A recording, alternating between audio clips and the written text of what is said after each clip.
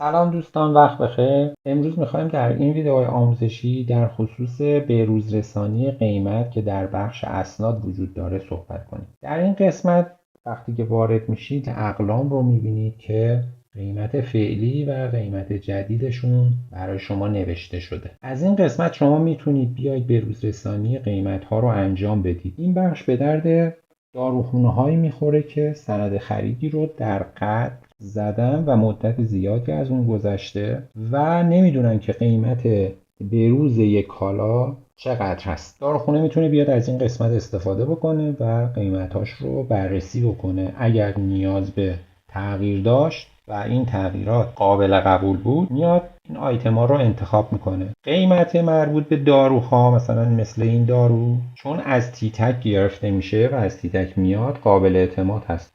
اما برخی از کالاها مثل آرایشی بهداشتی ها ممکنه قابل اعتماد نباشن.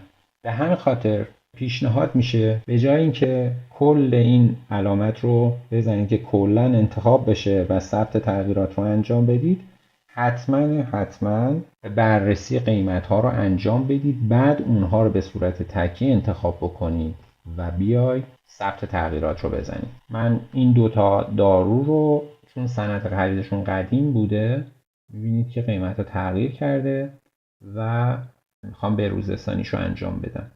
همونطور که موضوع منو میبینید وقتی روی هر کالایی وای میستم، شناسنامه اون رو به من نشون میده. اینها همشون دارو هستن، پس من اینا رو انتخاب میکنم که این به‌روزرسانی براشون انجام بشه. وقتی انتخاب انجام شد و من مطمئن شدم که همه کالا رو به درستی انتخاب کردم، دکمه ثبت تغییرات رو میزنم.